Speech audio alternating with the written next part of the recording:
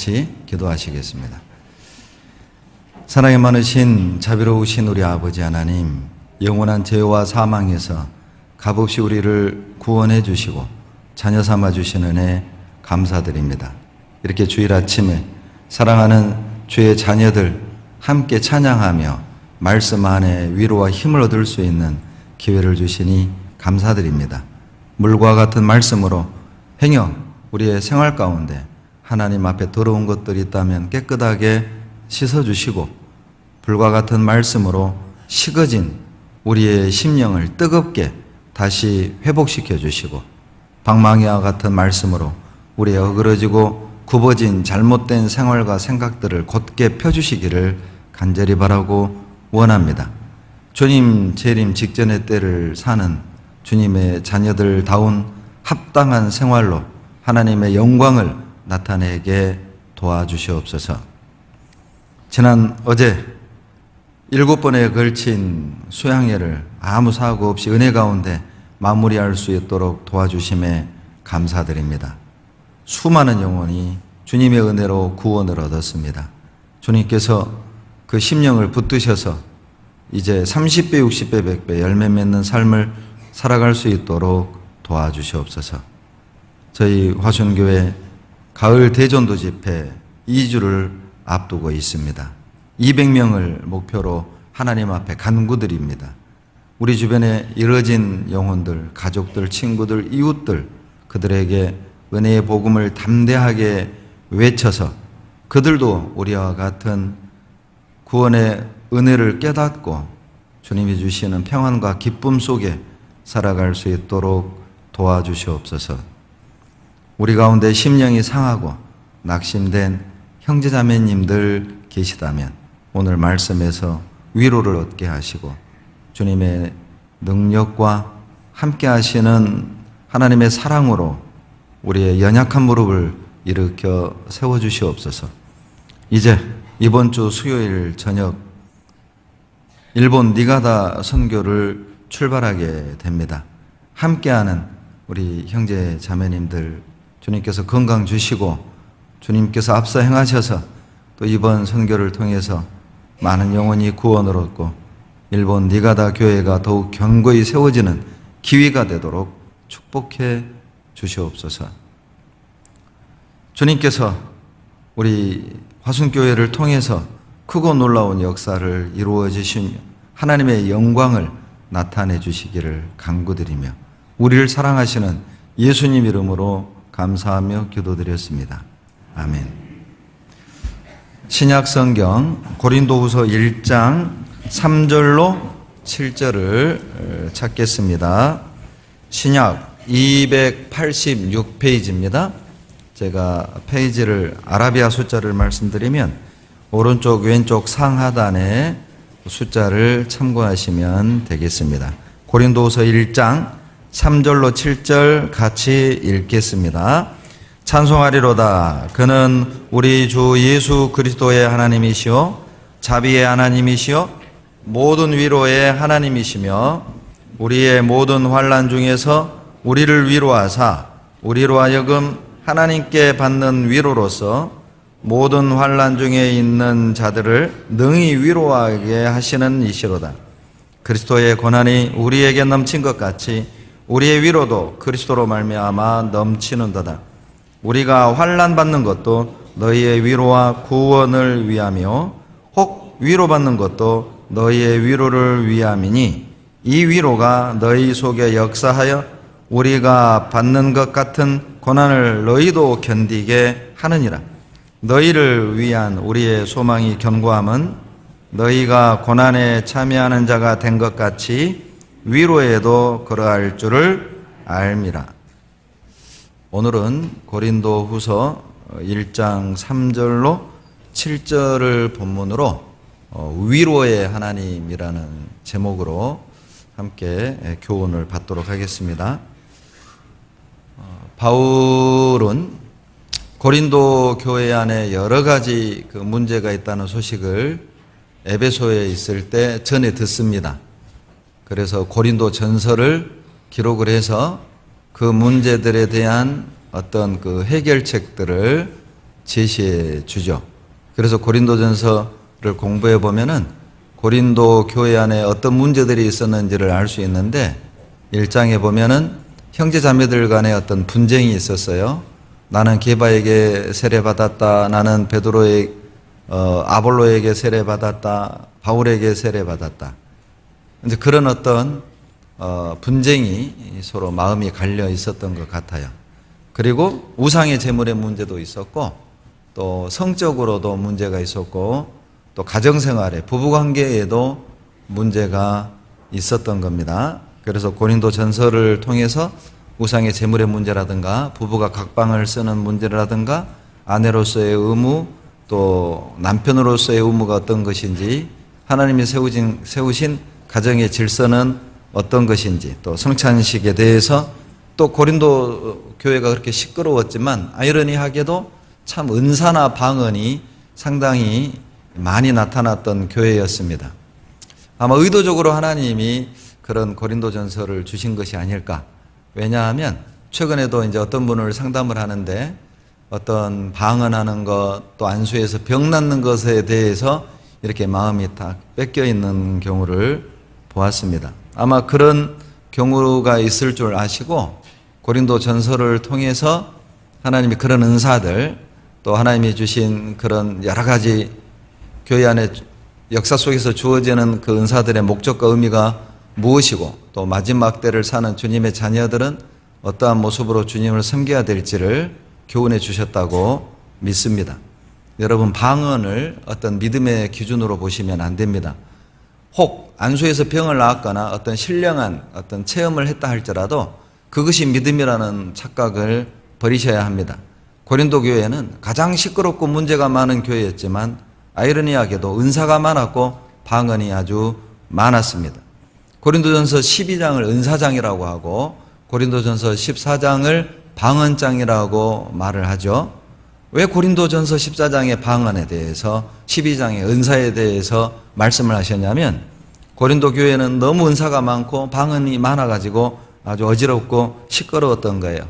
그래서 방언을 어떻게 해야 되는지 또 방언보다 더 또 안수하면 병 낫고 병을 고치고 예언을 하고 방언을 통역하고 그런 모든 은사보다 더 큰 은사가 무엇인지 우리가 사모해야 될 것이 무엇인지를 교훈해 주는 말씀입니다. 그래서 하나님은 고린도전서 12장 마지막에 더욱 큰 은사를 사모하라. 내가 너희로 이를 알게 하겠다. 그 모든 은사보다 가장 큰 은사, 우리들이 사모해야 될 은사가 뭐냐? 바로 13장 사랑장이죠. 바로 사랑이라는 겁니다. 그래서 천사의 말을 하고 방언을 할지라도 사랑이 없으면 울리는 꽹과리와 같다. 방언보다 더 큰 은사가 뭐냐? 사랑이라는 뜻이죠. 산을 옮길 만한 믿음이 있고 또 비밀을 말하고 많은 지식을 갖췄다 할지라도 또 사랑이 없으면 아무 유익이 없다는 겁니다. 몸을 불사른 데 내어줄지라도 사랑이 없다면 그것 또한 유익이 없다.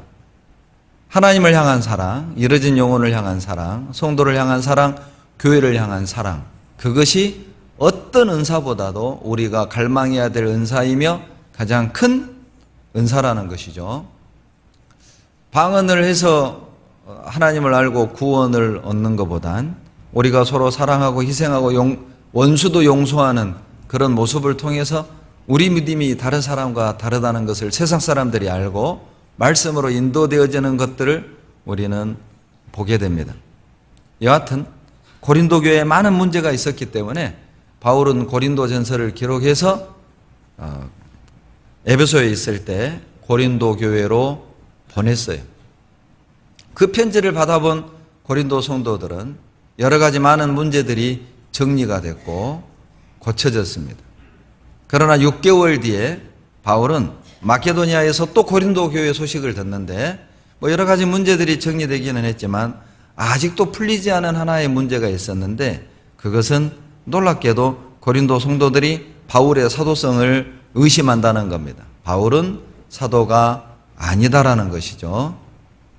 그래서 고린도후서를 기록하게 되었고 첫 장 고린도전서 1장에서 이제 바울이 어떻게 고린도후서를 시작해 나가냐면 3절 찬송하리로다 그는 우리 주 예수 그리스도의 하나님이시요 자비의 아버지시요 모든 위로의 하나님이시며 모든 위로의 하나님으로 고린도후서를 시작합니다.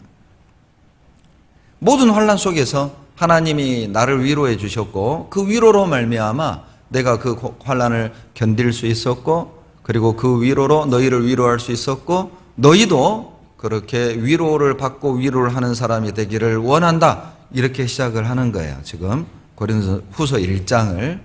그렇다면 왜 바울은 고린도후서를 시작할 때 위로의 하나님으로 시작하는 걸까? 여러 가지 목적이 있는데 그 중에 첫 번째가 뭐냐면 바울의 사도성을 의심하는 고린도 성도들에게 바울이 극한 고난 중에서도 하나님이 주시는 위로로 희망을 버리지 않고 끝까지 사명을 감당하고 그리고 먼저 나도 고난받고 있지만은 성도들을 염려하는 그런 바울의 모습을 통해서 바울의 사도성을 증거하려 했다는 것이죠. 그래서 위로의 하나님으로 시작하고 있습니다. 또 하나의 목적이 있다면 고린도 성도들은 바울을 비난하고 바울의 사도성을 의심하고 판단할지라도 하나님의 위로가 이 모든 고난을 이기게 하고 그리고 지금에 이르게까지 했음을 강조하기 위함이라는 거예요. 무슨 말이냐면 반어법이죠. 그래 너희들이 나 의심해도 좋다. 너희들이 나를 판단해도 좋다. 너희들이 나를 비난해도 좋다. 그러나 나는 하나님이 위로해 주셨고 그 위로로 그 모든 고난을 견디고 지금 여기에 있다. 너희들이 나를 인정해 주든 인정해 주지 않든 나에겐 중요한 건 아니다. 그걸 역설하는 것이죠. 그리고 또 하나의 목적이 있다면 어떤 문제가 있을 때 그것을 해결하는 첫 단추는 뭐냐? 우리 자신이 먼저 하나님의 위로를 받는 것입니다. 부부간의 문제가 있을 수 있겠죠.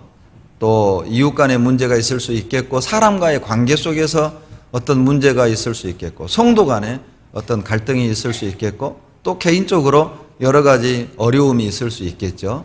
그 문제를 해결하는 첫 단추가 뭐냐? 먼저 위로를 받아야 한다는 거예요. 하나님의 위로가 먼저 필요하다는 것입니다. 그래서 자기의 사도성을 의심하는 고린도 교회를 향해서 두 번째 편지를 썼고 첫 장의 위로로 시작하는 이유예요. 또 하나의 목적이 있다면 모든 사람은 위로를 받아야 한다는 걸 강조하는 것입니다. 모든 사람은 위로를 받아야 하고 위로가 필요하다는 거죠.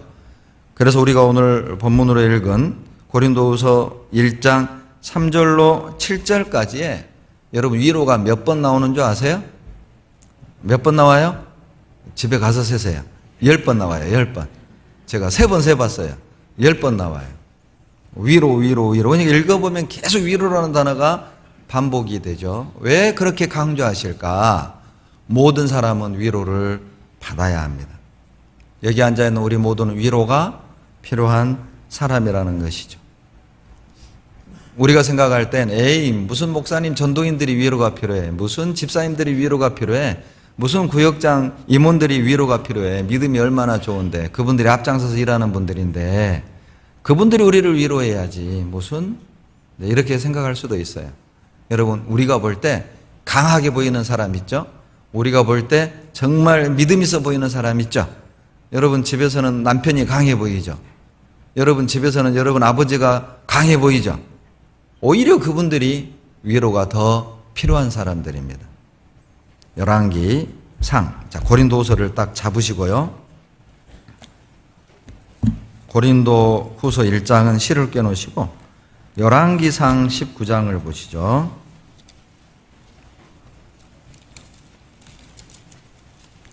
19장 4절로 8절입니다. 구약 549페이지 열왕기상 19장 4절. 스스로 광야로 들어가 하루길쯤 행하고 한 로뎀나무 아래 앉아서 죽기를 구하여 가로되 여호와여 넉넉하오니 지금 내 생명을 취하옵소서. 나는 내 열조보다 낫지 못하니이다. 이게 지금 누가 하는 말이냐면 여러분 1절에 엘리야입니다. 엘리야. 여러분 엘리야가 어떤 사람입니까? 열왕기상 18장에서 바알 선지자들, 아세라 선지자들과 함께 갈멜산에서 결투를 벌여서 하늘에서 불이 내려오게 하는 기적을 행했잖아요. 그리고 그 뒤에 보면은 왕의 마차보다도 더 빠른 속도로 달리는 그런 기적까지 보여줬어요. 엘리야가 보통 선지자 아니죠? 자, 그런데 우리가 생각할 땐 이렇게 능력 있는 선지자, 또 이렇게 정말 하나님 앞에 크게 쓰임받는 하나님의 선지자들이 무슨 위로가 필요할까? 이렇게 생각할 수 있잖아요? 그러나 그런 엘리야도 낙심하고 상처를 받았어요. 하늘에서 불이 내려오고 아세라 선지자를 죽이고 왕의 마차보다 더 빠른 속도로 달리는 기적을 보면 아합과 그리고 이세벨이 돌이킬 줄 알았거든요. 우상 숭배를 버리고 하나님 앞에 회개하고 돌이킬 줄 알았는데 19절에 보면 그 엄청난 기적을 보고도 이 이세벨과 아합은 엘리야를 죽일 생각을 했던 거예요. 그 소식을 들은 엘리야가 이제 브엘세바로 도망을 갑니다. 그리고 이제 먼 광야로 들어가서 로뎀나무 아래 앉아가지고 머리를 탁 쳐박고 죽여달라는 겁니다.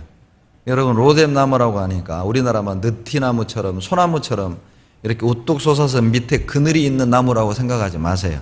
그런 나무가 아니라 가서 보면 개나리처럼 생겼어요. 개나리처럼.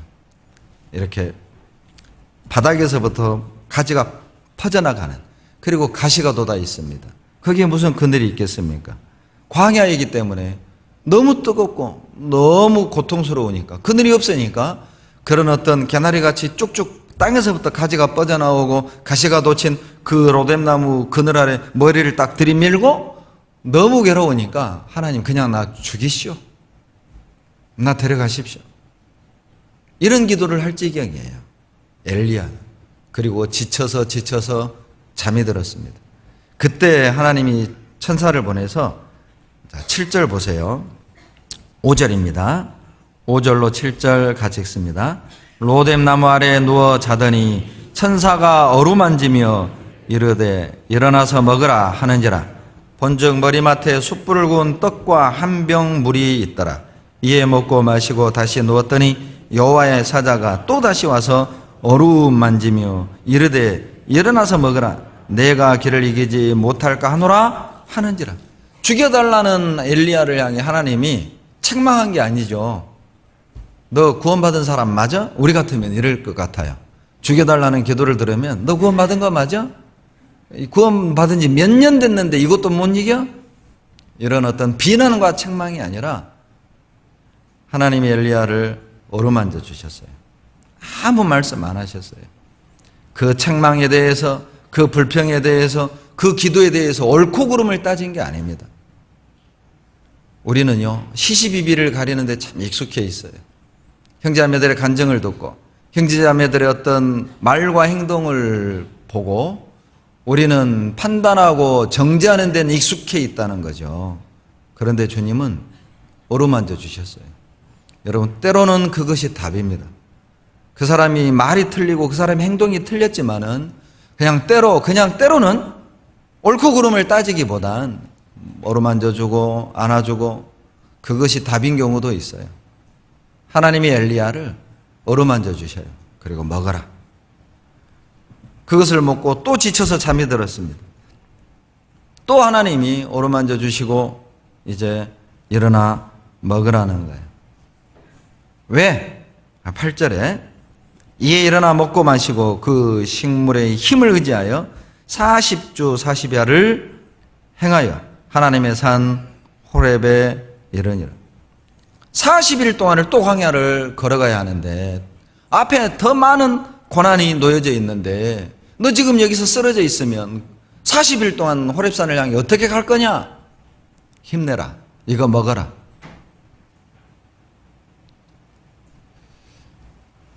하나님은 엘리야를 위로해 주셨습니다. 만약 엘리야는 하나님의 위로를 받지 않았다면 그는 40일을 걸쳐 시내산에 갈 수 없었을 거예요. 강해 보이는 엘리야도 하나님의 위로가 필요했고 하나님의 위로를 받은 엘리야는 또다시 40일을 사막을 건너가 호렙산에 하나님의 시내산에 도착할 수 있었어요. 우리도 엘리야처럼 하나님의 뜻 가운데 살다가 하나님이 우리를 통해서 놀라운 역사도 이루어 주셨고 많은 사람도 구원을 받았고 또 하나님 앞에 여러 가지 직분을 받아 주님의 일을 하다가도 엘리야처럼 우리도 낙심이 되고 포기하고 싶을 때 있잖아요. 지쳐. 이제 좀 쉬고 싶다. 이제 좀 놓고 싶다. 이제 좀 나도 좀 자고 싶다. 그런 어떤 시험, 그런 유혹을 받을 때가 있죠. 그런 마음이 들 때가 우리에게도 있습니다. 그때 우리에게 필요한 건 하나님의 위로입니다. 우리의 문제가 뭐냐면 우리는 지치고 피곤하고 상처를 받고 낙심이 될 때 엉뚱한 곳에서 위로를 받으려 한다는 거예요. 마음이 상한다. 에이, 집에서 자자. 마음이 상하다. 등산 가자. 낚시 가자. 운동하러 가자. 배드민턴 치러 가자. 친구 만나러 가자. 영화 보러 가자. 그것이 우리의 더 큰 문제일 수 있어요. 낙심이 되고 상처를 받을 때 말씀 그리고 교제 안에서 또 봉사를 통해서 형제자매들의 간증을 통해서 위로받기보다는 엉뚱한 곳에서 우리는 힘을 얻으려 하고 상처를 치유하려 하고 위로받으려 한다는 거예요. 결코 그것으로는 힘을 얻을 수 없고 위로를 얻을 수 없습니다. 여러분 해보셨잖아요. 여러분 가정에서 남편하고 사이가 안 좋고 기분이 상할 때 에이 오늘 교회 안 가. 그래서 말씀 안 들어서 여러분 위로가 되던가요? 형제자매들과 갈등이 있어서 나 봉사하러 안 가. 봉사 안 오고 집에 있으니까 어때요? 위로가 되던가요? 야, 말씀 안 듣고 교제 안 가니까 마음에 위로가 되고 상처가 치료가 되고 힘이 난다. 그런 경험 해보셨나요? 결코 그렇지 않습니다. 엉뚱한 곳에서 위로받으려는 시도를 여러분 그쳐야 해요. 그래서 고린도서 1장 3절에 하나님이 이렇게 선언합니다. 1장 3절을 찾겠습니다. 고린도서 1장 3절 같이 읽습니다. 찬송하리로다. 그는 우리 주 예수 그리스도의 하나님이시오 자비의 아버지시오 모든 위로의 하나님이시며, 모든 위로의 하나님이 무슨 뜻이죠? 위로의 근원이 하나님이라는 거예요. 모든 위로는 하나님으로부터 나온다. 모든 사람은 하나님으로부터 위로를 받아야 한다. 여러분, 엉뚱한 곳에서 위로받으려 하지 말아요. 다른 것에서 위로받으려 하지 말아요. 그래서 우리의 상처가 덧나는 겁니다. 엉뚱한 방법으로 위로를 받으려니까 우리의 신앙은, 상처는 덧나는 거예요. 생각해 보시죠. 사랑하는 아들을 먼저 떠나보냈습니다. 그 어머니에게 무슨 말이 위로가 될까요? 사랑하는 남편을 먼저 떠나보냈습니다. 슬픔에 잠긴 그 아주머니에게 무엇이 위로가 될까요? 사랑하는 부모를 불의의 사고로 일시에 동시에 잃었습니다. 졸지에 고아가 된 그 아이에게 무엇이 여러분 위로가 될까요? 등산이 위로가 될까요? 배드민턴이 위로가 될까요? 여러분, 낚시하면 위로가 될까요? 야근을 하고 돈을 많이 벌면 그 슬픔을 이길 수 있을까요? 친구들을 만나서 여러분 대화를 나눈들 그 마음의 위로가 될까요? 요한복음 11장 19절에 보면 오빠 나사로를 잃어버린 마리아와 마르다 이야기가 나옵니다. 동네 사람들이 아마 이 마리아와 마르다는 일찍 부모를 여의었던 것 같아요. 그래서 오빠 나사로를 아마 아버지처럼 생각을 하고 따랐던 것 같습니다. 그런데 그 오빠 나사로마저 죽어버린 겁니다.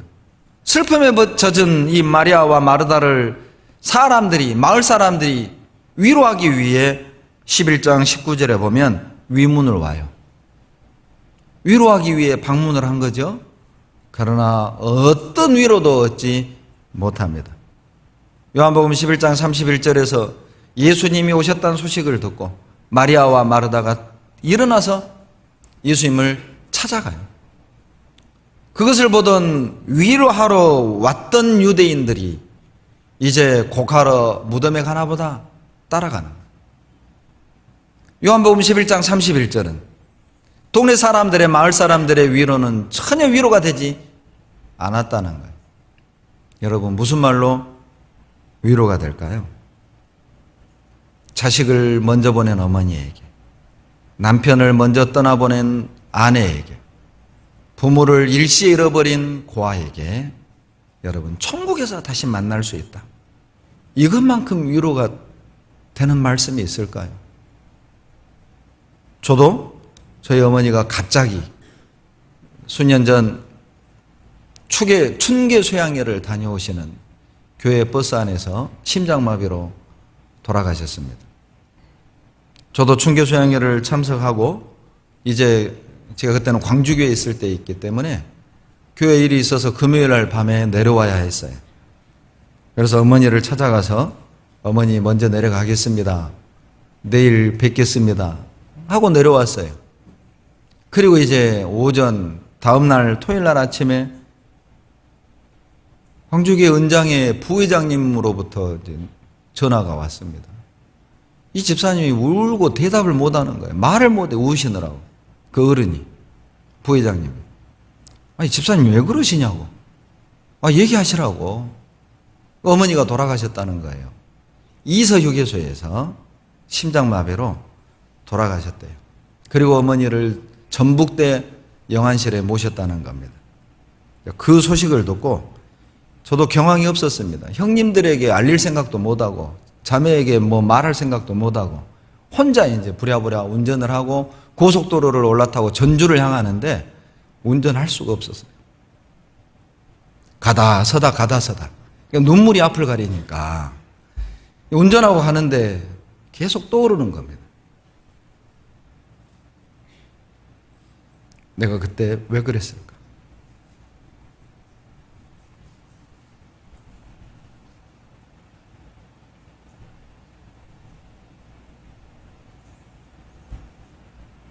사람 참 묘하죠. 어머니가 갑자기 가시니까 못한 것만 다 생각이 나는 거예요. 그때도 어머니에게 따뜻하게 어머니에게 더 잘했어야 되는데 그런 생각들 때문에 가다 서다 가다 서다 그리고 이제 전북대 영안실에 도착을 했습니다. 영안실에서 이제 이렇게 직원이 빼주더라고요. 어머니를 만지는데 누워 계신 것 같아요. 주무시는 것 같아요. 만지니까 따뜻해요. 제가 직원에게 그랬어요. 우리 어머니 따뜻하다. 살아계신 것 같아요. 이거 오진 아니냐. 안 돌아가셨는데 이거 돌아가신 거라고 말한 거 아니냐. 이거 따뜻하다. 그러니까 직원이 24시간 안에는 따뜻하다고. 점점 식어가는 것이죠. 그때 주변의 어른들이 이제 많은 얘기를 하는데 저게 전혀 들리진 않았습니다. 저를 이제 위로를 해 주시는 거죠. 전혀 들어오지 않았어요. 그리고 이제 장례식장에 어머니를 모시고 장례를 치르는데 정말 수천 명이 다녀가셨습니다. 그 장례식장이 생긴 이래 두 번째로 많은 사람들이 조문을 다녀갔다고 했습니다. 위로가 되지 않았습니다. 그것도 나에게는 위로가 되지 않았어요. 어머니 장례를 치르고 이제 영락공원에 이제 모시는데 정말 내 마음에 위로가 됐던 것은 천국에서 다시 만날 수 있다.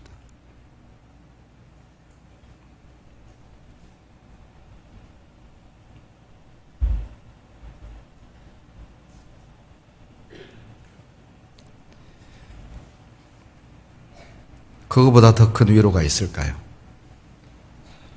없을 겁니다. 자식을 잃은 어머니에게 무엇이 위로가 될까요? 남편을 먼저 보내는 아내에게 여러분 무엇이 위로가 될까요? 부모를 먼저 떠나보낸 자식에게 여러분 무슨 말이 위로가 될까요? 천국에서 다시 만날 수 있다. 여러분 이것 말고는 위로가 없습니다. 어떤 말도 위로가 되지 않습니다. 앞을 보지 못하는 사람에게 무슨 말이 위로가 될까요? 들을 수 없는 사람에게 무엇이 위로가 될까요? 암에 걸려 죽어가는 사람에게 여러분 무슨 말이 위로가 될까요? 좋아질 거라고요? 언젠간 볼 거라고요? 언젠간 들을 수 있다고요? 그건 거짓말이지 위로가 아닙니다. 무엇이 그들에게 위로가 될까? 누가복음 8장 13절에 보면 12년 동안을 혈류증을 앓는 여인이 있었습니다. 용하다는 의사는 다 찾아갔습니다. 누가복음 8장 43절에 의원들에게 그 가산을 허비하였으되 아무에게도 고침을 얻지 못하니라. 누가복음 8장 43절 말씀입니다. 많은 의사들을 찾아갔습니다. 그 의사 찾아가면 나을 거라고. 어디 가면 어떤 의사가 용하다고. 그 말을 들을 때마다 찾아갔고 그렇게 재산은 줄어들어서 재산을 다 없애버렸습니다. 그런데도 고침은 얻지 못했어요. 어떤 의사도 위로가 될 수 없었습니다. 그런 혈루증하는 여인에게 예수님이 찾아왔습니다. 재산을 다 허비해도 고칠 수 없었던 그 혈루증을 이 여인이 예수님의 옷자락 끝을 만졌을 뿐인데 그 병이 나았던 거예요. 여러분 엉뚱한 것에서 위로받으려고 하지 말아요. 엉뚱한 것에서 우리의 상처를 치유받길 노력하지 마십시오. 오직 예수님만 우리에게 위로를 줄 수 있습니다. 요한복음 5장 5절로 7절에는 38년 동안 안전병이 아마 선천적이었던 것 같아요. 태어날 때부터 그는 안전병이 걸어본 적이 없는 사람입니다. 고대 사회에서 여러분 장애가 있으면 거의 대부분 거지입니다. 거지. 버림받은 사람들이고 가족으로부터도 외면을 당하고 거린 행세로서 생계를 꾸려가 되는 그런 사람들입니다. 그런데 예루살렘에 베데스다라는 연못이 있고 1년에 한 번 천사들이 그 연못에 내려오면 이 물이 동하는 거예요. 움직여요. 그때 어떤 병을 가진 사람도 제일 먼저 뛰어들어가면 그 병이 다 낫는 거예요. 30일 된 이 병자는 베데스다를 떠나본 적이 없을 겁니다. 그날도 베데스다 연못에 앉아 있었습니다. 예수님이 지나가다가 그 안진뱅이를 본 거예요. 묻습니다. 내가 낫기를 원하느냐? 이런 질문 처음 받았을 거예요. 38년 동안 베데스다에 앉아 있었지만 누구도 그렇게 물어본 사람이 없었어요. 그는 이렇게 대답합니다. 낫기를 원합니다. 이렇게 대답한 게 아니에요. 저 연못에 나를 넣어줄 사람이 없어 내가 기어가는 동안 다른 사람이 먼저 내려가나이다. 이렇게 대답을 했어요. 낫기를 원합니다. 이렇게 말하는 게 아니라 내가 저 연못에 들어가고 싶지만은 넣어줄 사람이 없어. 가는 동안 다른 사람이 먼저 내려가나이다. 비참한 자기 처지, 슬픈 자기 처지, 괴로운 자기 처지를 예수님께 고백을 한 겁니다. 아무도 나를 도와주지 않았습니다. 누가 도와주겠습니까? 세상에 아마 이 사람은 가족이 있었는지 없었는지도 모르겠어요. 그날 가족들이 와서 던져주면 될 것을 가족에게도 버림받은 사람이었던 것 같아요. 안진뱅이니 어떻게 그 연못에 먼저 들어가겠습니까? 차라리 소경이 나아요. 그냥 와 하고 뛰어들면 되니까. 봉사가 차라리 나. 귀머리가 차라리 나아요. 벙어리가 나. 왜? 동하면 발은 성하니까 뛰어들어가거든. 그러면 입이 터지고 귀가 터지고 눈이 열리고. 그런데 이 사람은 안진뱅이에요. 걸어야 되는데 뛰어야 되는데 걸을 수 없고 뛰을 수 없으니까 38년 동안 거기에 앉아있지만 누구도 도와줄 사람이 없었어요. 누구도 위로를 줄 수 없습니다. 어찌 보면 우리가 안진뱅이 아닐까요? 항상 우리는 그 자리에 앉아서 괴로워하고 슬픔의 자리에 앉아서 두려움의 자리에 앉아서 외로움의 자리에 앉아서 가난의 자리에 앉아서 항상 우리는 그렇게 외로움 속에 고통 속에 아픔 속에 우리는 그 자리에서 살아왔어요. 누가 도와주던가요? 남편이 도와주던가요? 여러분 부모가 도와주던가요? 여러분 동기간이 도와주던가요? 아닙니다. 여러분 혼자입니다. 죄송하지만 우리는 혼자입니다. 누구도 위로가 될 수 없어요. 말할 수 없고 들을 수 없는 장애를 가진 사람들에게 천국에서 말할 수 있다. 천국 가면 들을 수 있다. 볼 수 있다. 뛸 수 있다. 걸을 수 있다. 여러분 이것만큼 확실한 위로가 있을까요? 하나님이 계시다는 것, 천국이 있다는 것, 여러분 그건 짐이 아니에요. 우리가 천국을 위해 살고 우리가 하나님을 위해 사는 것, 여러분 우리가 무슨 큰 하나님께 행세하는 게 아니에요. 곰곰이 생각해 보세요. 천국이 있다는 것, 하나님이 있다는 것, 그건 정말 큰 은혜일 뿐 아니라 우리가 하나님을 위해 천국을 위해 하늘을 위해 이 땅에서 그것을 바라보고 사는 것은 희생이 아닙니다. 여러분 우리가 하나님을 위해 희생할 게 있어요? 우리가 하나님을 위해 뭔 할 일이 있어요? 할 수 있는 일이 있어요? 내 것이 있어요? 은혜죠. 하늘을 위해 천국을 위해 살 수 있는 건 은혜입니다. 여러분 천국은 위로받는 것입니다. 천국은 위로받는 곳이에요. 그래서 모든 사람은 천국을 가야 돼. 왜냐하면 모든 사람은 위로를 받아야 하니까요. 문제는 이 땅에 위로해 줄 사람이 없다는 거예요. 그러니 천국을 가야죠. 누가복음 16장 25절에 보면 부자가 지옥에 가고 거지 나사로가 천국에 있는 걸 보았습니다. 아브라함에게 부탁을 합니다. 아버지 아브라함이여, 거지 나사로의 손끝에 물 한 방울만 적셔서 혀끝을 서늘하게 하소서. 내가 이 불꽃 가운데 고민하나이다. 부자가 아브라함에게 사정을 했습니다. 아마 유대인이었던 것 같아요. 아브라함에게 아버지라고 그랬으니까 자기 조상이라는 뜻이죠. 아브라함의 대답이 이러했습니다. 아브라함이 가로되 예 너는 살았을 때 내 좋은 것을 받았고 나사로는 고난을 받았으니 이것을 기억하라. 이제 저는 여기서 위로를 받고 너는 고민을 받느니라. 아브라함의 대답을 기억하십시오. 부자 너는 저 땅에 살았을 때 좋은 거 다 누렸지 않냐? 너는 그것 누리면서 하나님의 말씀을 거절했고, 너는 그것을 누리면서 잔치하면서 하나님의 말씀 듣기를 미루고 미루었다. 너는 살았을 때 좋은 거 다 누렸지 않냐? 그러나 거지 나사로는 살았을 때 고난을 받았다.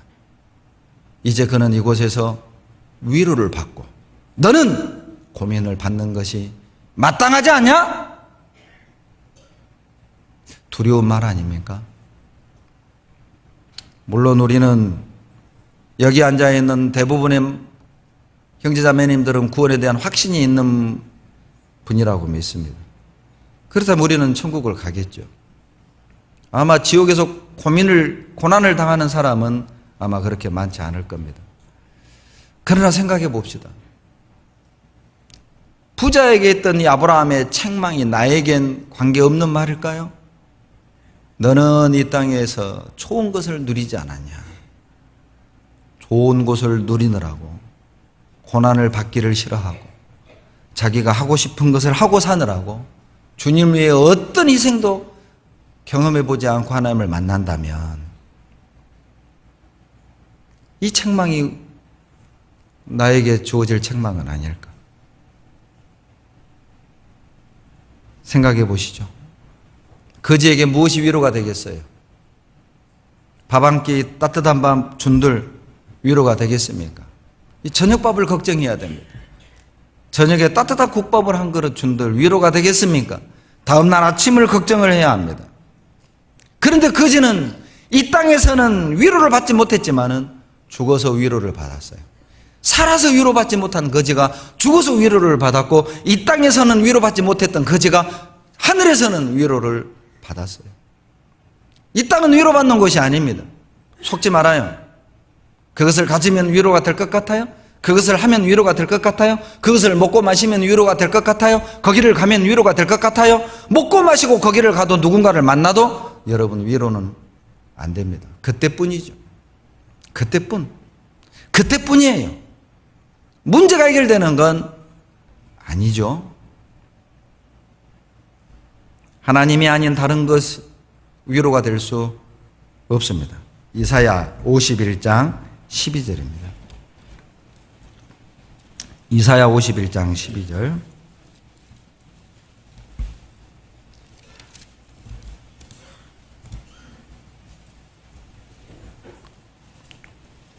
구약 1030페이지입니다.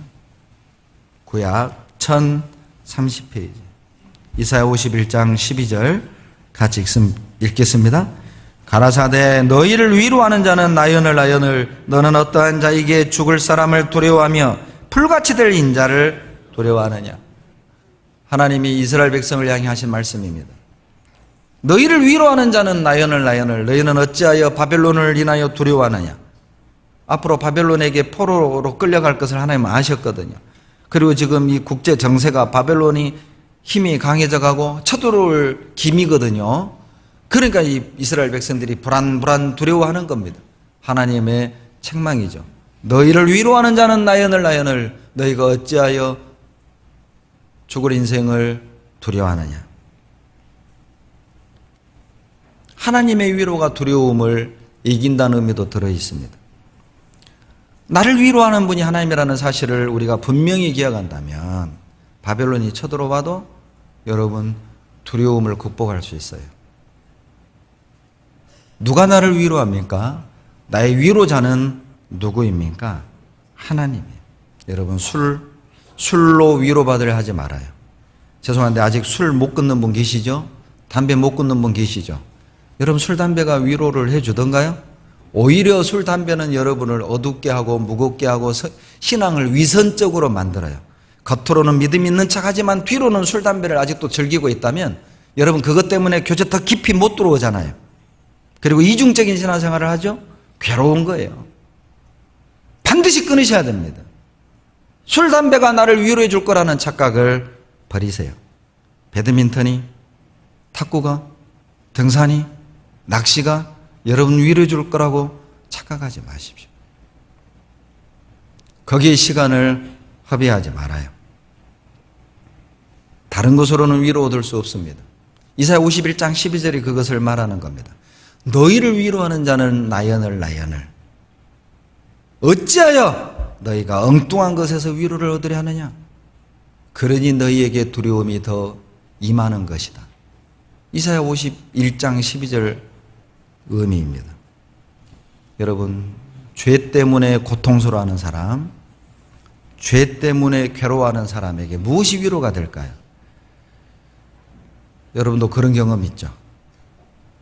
죄 때문에 괴로워 본 적이 있잖아요.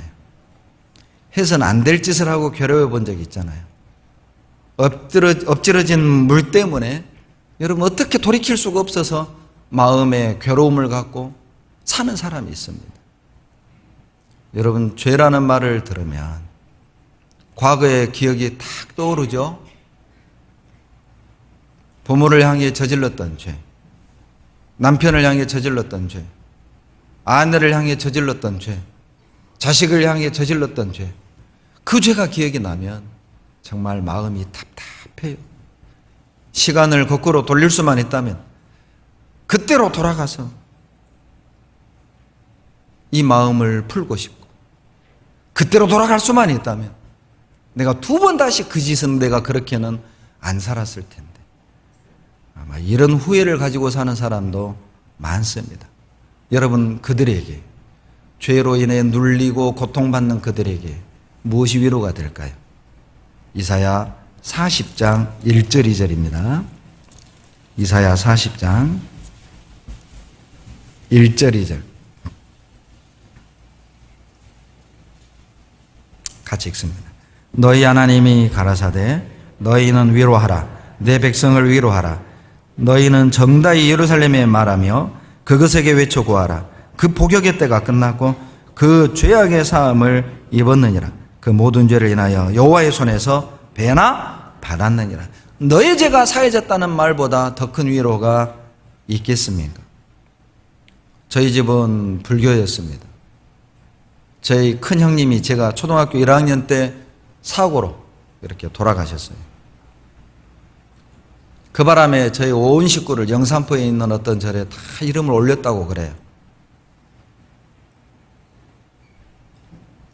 그 중에 제가 제일 먼저 교회를 다니기 시작을 했습니다. 오남 이녀 형제간 중에 교회를 다닌 사람은 저밖에 없었어요. 물론 처음엔 친구 손에 끌려서 친구가 다니는 마을에 있는 교회를 다니기 시작했습니다. 얼마가 지난 기억이 없지만 교회를 다니는 이후부터는 내 마음에 죄에 대한 놀림과 두려움이 늘 있었습니다. 물론 가난한 어린 시절 구멍가게에서 껌 안 집어본 사람이 있겠어요? 수박서리도 하고, 제 친구가 부모님이 수박 장사를 했어요. 지금이야 과일 가게가 있지만 그 시절에 과일 가게가 어디 있습니까? 그냥 좌판을 벌렸죠. 장날 전날이 되면 이제 길거리에다가 합판 깔고 그 위에다가 볏짚을 똘똘 말아서 자리를 만들고 수박을 하나씩 올려놓고, 그리고 포장으로 딱 싸서 덮어놔요. 그리고 이제 그 포장을 못 열게 옆에다 이제 큰 돌을 하나씩 이렇게 놔두고, 지킬 수 없으니까 집에 가서 자죠. 세상에 그 수박을 털었어요. 친구하고 죽을 그 나보다 더 나쁜 놈은 그 놈입니다. 죽을 거를 털었어요. 죽을 거를. 야, 그런데요, 서리한 수박은 왜 그렇게 단지요?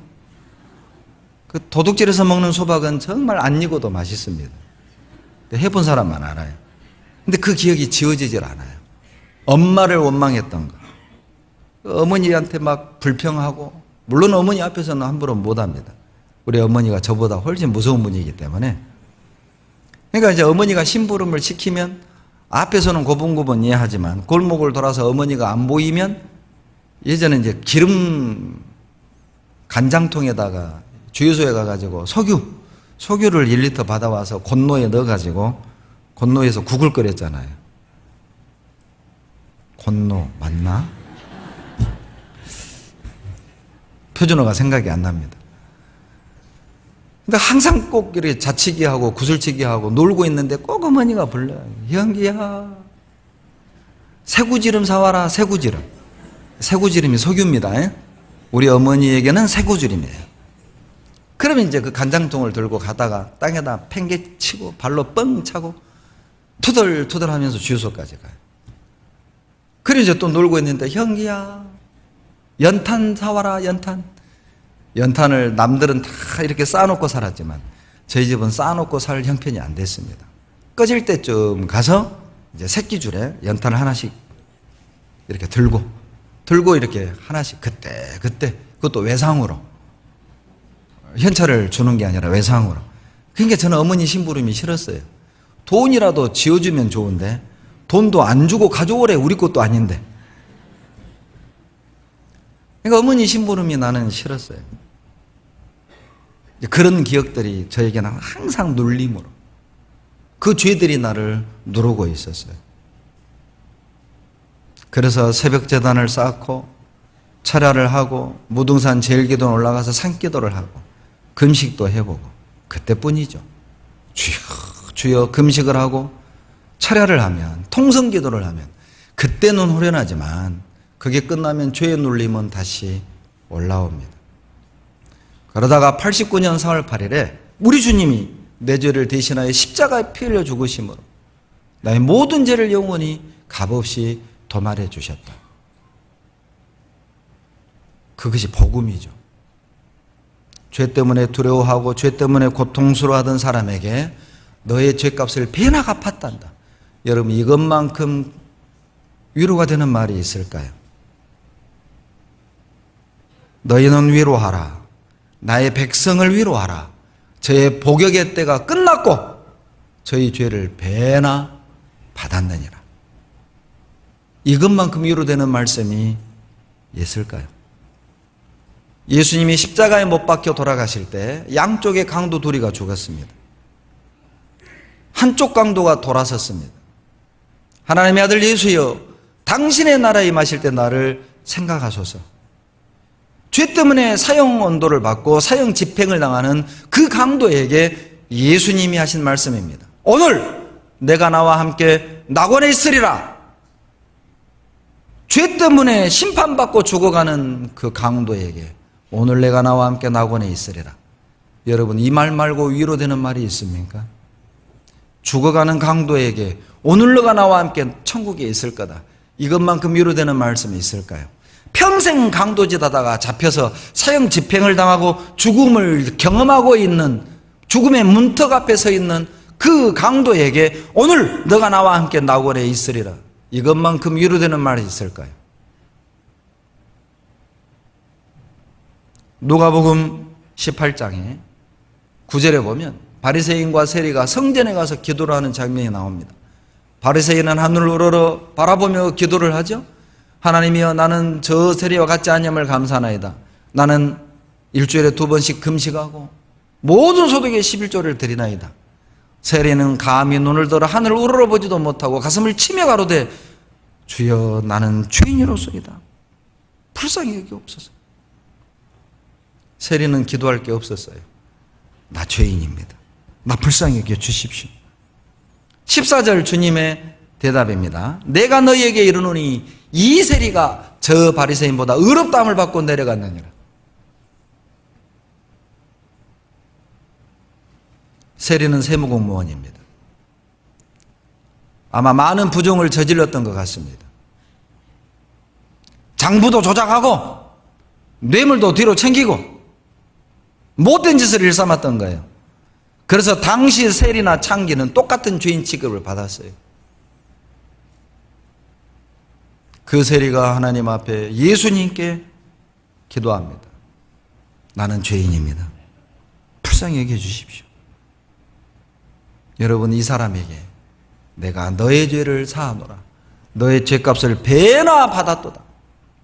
여러분, 이것만큼 위로되는 말이 있을까요? 무엇이 우리를 이 가난 속에 있는 우리에게 위로가 되겠습니까? 여러분, 이 세상에 무엇이 정말 혼자 사는 우울감에 젖어 있는 나에게 위로가 될까요? 무엇이 사람들로부터 만신창이가 되도록 상처를 받은 나에게 여러분 위로가 될까요? 하나님 말고는 없습니다. 고린도후서 1장 4절 봅시다. 시를 껴놓으세요. 고린도후서 1장 4절 같이 읽겠습니다. 우리의 모든 환난 중에서 우리를 위로하사 우리로 하여금 하나님께 받는 위로로서 모든 환난 중에 있는 자들을 능히 위로하게 하시는 이시로다. 모든 환난 중에서 우리를 위로하시는 하나님. 여러분, 바울은요 말 그대로 환난의 연속이었습니다. 사도행전 9장에서 구원을 받고 바울은 복음을 전할 때 결코 대접받거나 평안한 중에 복음을 전한 기억이 별로 없어요. 사도행전 18장에 보면 고린도에서 복음을 전할 때 유대인들이 쫓아와 가지고 대적을 하고 회방을 놓았습니다. 핍박을 했습니다. 그때 밤에 주님이 나타나요. 사도행전 18장 9절로 10절에 보면 밤에 주께서 환상 가운데 바울에게 말씀하시되 두려워하지 말며 잠잠하지 말고 말하라. 내가 너와 함께하리라.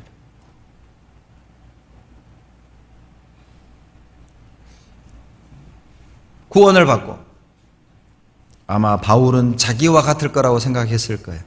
자기도 유대인이었고 자기도 율법주의자였고 자기도 율법에 매이다가 이 복음을 들어서 구원을 받았기 때문에 자기 동족들도 이 복음만 들으면 자기처럼 깨달을 거라고 들떠서 복음을 외쳤을 것이고, 그러나 돌아온 것은 고맙다가 아니었죠. 복음 전해줘서 고맙다가 아니었어요. 말씀을 듣는 자세가 좋은 것도 아니었습니다. 복음을 전해줘서 고맙다고 인사를 하는 것도 아니었습니다. 오히려 회방하고 핍박하는 거였어요. 아마 바울은 좌절감을 맛봤을 겁니다. 상실감을 맛봤을 겁니다. 아마 두려울 수도 있었을 겁니다. 그날 밤 주님이 나타난 거예요. 두려워 마라. 잠잠하지 마라. 그래도 말하라. 내가 너와 함께 해줄게. 하나님만이 바울에게 위로였습니다. 사도행전 23장 11절에서 예루살렘에서 전도하다가 붙잡혀 감옥에 투옥이 됐고 몇 번의 재판을 거치고 이제 로마로 가야 하는 상황이 됐어요. 사도행전 23장 11절에 그날 또 주님이 바울에게 나타났습니다. 그날 밤에 주께서 바울 곁에 서서 이르시되 담대하라. 너가 예루살렘에서 나를 증거한 것 같이 로마에서도 나를 증거해야 하리라. 바울아, 포기하지 마라. 너 전도할 때 사람들이 너의 말 안 들어주고 또 너가 전도할 때 사람들이 호응 안 해주고 구원을 못 받아도 대적하고 핍박해도 절대 포기하지 마라. 절대 좌절하지 마라. 내가 너와 함께 해줄게. 사도행전 23장에 보면 바울을 죽이기 전에는 먹지 않겠다고 결심한 자객 40명이 숨어서 기다리고 있었어요. 칼 들고 죽이겠다고. 바울 안 죽으면 우리 밥 안 먹겠다. 아마 결론은 그 40명 다 굶어 죽었을 거예요. 왜냐하면 바울이 안 죽고 살았잖아요. 하나님이 바울에게 위로가 되었어요. 어떤 분이 이렇게 재밌는 표현을 하더라고요. 여러분, 사람은요 힘들어서 죽는 사람은 없답니다. 사람이 왜 죽냐? 힘들어서 죽는 게 아니라 외로워서 죽는 거래요. 고독 사는 사람들이 많죠. 여러분, 오히려요 힘든 사람들 보면 악착같이 더 잘 살아요. 네. 그러죠? 요즘 자살한 사람 보면은요 우리가 볼 땐 죽을 이유가 없는 것 같은데 죽어요. 다 가진 것 같은데 죽어. 힘들어 죽는 게 아니랍니다. 외로워서 죽는데요. 하나님은 자기의 자녀들을 여러분 외롭도록 방치시키지 않습니다. 하나님은 자기 자녀들을 두려움에 떨도록 내어버려 두시지 않으셔요. 늘 우리 곁에서 그분은 우리의 위로자가 되어주십니다. 야곱이 아버지의 축복을 빼앗고 이제 형 에서가 자기를 죽이려는 걸 알고 도망을 갑니다. 도망을 가던 중에 돌베개를 베고 자는데 창세기 28장에 주님이 나타납니다. 28장 15절에 내가 너와 함께 있어 너가 어디로 가든지 너를 형통하게 하리라. 생각해 보세요. 형은 죽이겠다고 벼르고 있고 이제 야곱은 그 야곱이 엄마 곁에서 살림도 없던 그런 야곱이었잖아요. 그런데 이제 엄마 품을 떠나서 아버지 품을 떠나서 가족 품을 떠나서 이제 도망자 신세가 된 거예요. 처량하게 돌을 베고 잠을 자는데 주님이 나타나셨습니다. 야곱아, 내가 너와 함께 있어. 너가 어디로 가든지 형통케 하라. 야곱은 이제 힘을 얻고 유랑 생활을 하게 됩니다. 형들에게 팔린 요셉에게 여러분 생각해 보세요. 자기 형들에게 비록 엄마는 다르지만 이복 형들에게 피는 같잖아요. 그런데 그 형들에게 인신매매를 당해서 애굽의 노예로 팔려갑니다. 생각해 보세요. 여러분 가족이 여러분을 돈 30만 원 받고 저 무인도 섬에 새우잡이로 나를 팔았다. 여러분은 어떨 것 같아요? 아마 마음에 복수의 칼을 갈든지 술로 패인이 되든지. 하나님이 요셉을 위로하십니다. 창세기 41장입니다. 창세기 41장 51절.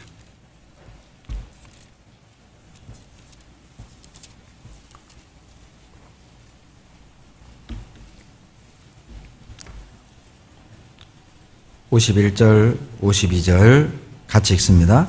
요셉이 그 장자의 이름을 므낫세라 하였으니 하나님이 나로 나의 모든 고난과 나의 아비의 온 집 일을 잊어버리게 하셨다 하며 차자의 이름을 에브라임이라 하였으니 하나님이 나로 나의 수고한 땅에서 창성하게 하셨다 함이었더라. 어떻게 위로를 해주셨습니까?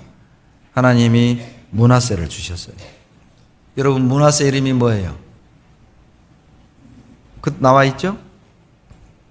나의 모든 고난과 나의 아비의 온 집 일을 잊어버리게 하셨다 하며 비로소 므낫세를 낳음으로 과거에 자기 형들에게 학대를 받았던 기억, 팔려왔던 그 기억, 그 상처들, 그것들이요 치료가 된 거예요. 치료가 된 거예요. 하나님이 므낫세를 주심으로 요셉의 상처를 치료해 주시고 위로해 주신 거예요. 그리고 둘째를 낳았는데 에브라임 창성케 하리라 그 말이죠. 여러분 이게 우리에게 주는 교훈이 있습니다. 과거의 기억을 잊고 창성케 하리라. 여러분 과거에 매이지 않을 때 여러분 창성할 수 있어요. 부흥할 수 있어요. 과거의 기억에 매여 있는 사람은 부흥할 수가 없다는 것이죠. 그래서 첫 번째 아들이 므낫세, 나의 모든 수고와 나의 아비 집에 있었던 일을 잊어버리게 해주셨다. 그것을 잊어버리니까 에브라임 창성케 해주셨다.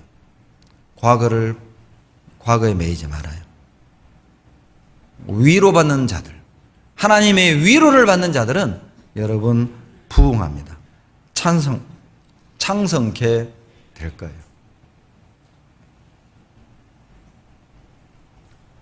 왜 하나님께서 환난 중에 있는 우리를 위로하실까요? 위로하시는 목적이 고린도후서 1장 4절에 나옵니다. 한번 보시죠. 4절 고린도후서 1장 4절 우리의 모든 환난 중에서 우리를 위로하사 환난 중에 있는 우리를 왜 위로해 주십니까? 우리로 하여금 하나님께 받는 위로로서 모든 환난 중에 있는 자들을 능히 위로하게 하시는 이시로다. 왜 우리를 위로해 주십니까? 위로받은 자만이 환난 중에 있는 다른 사람들을 위로해 줄 수 있어요. 그래서 하나님이 환난 중에 있는 우리에게 위로를 주시는 겁니다. 왜요? 또 다른 환난 중에 있는 사람들을 위로하라. 여러분, 두 종류의 위로가 있다고 그래요.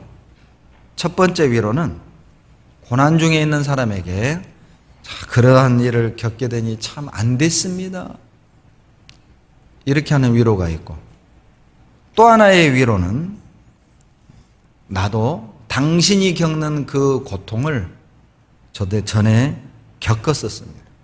그런데 하나님이 그 고통 속에서 나를 이렇게 위로해 주셨습니다. 여러분, 어떤 위로가 환난 중에 있는 사람에게 진정한 위로가 될까요? 아마 후자일 거예요. 나도 당신이 겪는 그것을 겪었었다고. 그런데 하나님이 이렇게 위로해 주셨다. 루터가 말하기를 고난의 방 안에 들어가 보지 않은 사람은 그 방 안에 있는 사람을 위로할 방법을 모른다. 왜 하나님이 나에게 가난을 주셨을까요? 슬퍼만 하지 말아요. 우리가 이 가난을 잘 겪잖아요. 또 다른 가난 속에 고통받는 형제자매를 세워주기 위해 우리에게 먼저 겪게 하는 거예요. 여러분, 왜 직장에서 모함을 당하고 왕따를 당하고 마음의 고통을 겪습니까? 왜 하나님이 그런 고난을 허락하셨을까요? 또 다른 직장에서 왕따를 당하고 모함을 당하는 형제자매들을 위로하고 세워주게 하려고 여러분, 우리에게 먼저 겪게 한 건 아닐까요? 빌립보서 1장 12절로 14절에 보면 바울이 이렇게 고백을 합니다. 나의 매임이, 나의 당한 일이 도리어 복음의 진보를 이룬 줄 내가 아노라. 바울이 당한 일이 무엇입니까? 빌립보 감옥에 갇힌 거예요.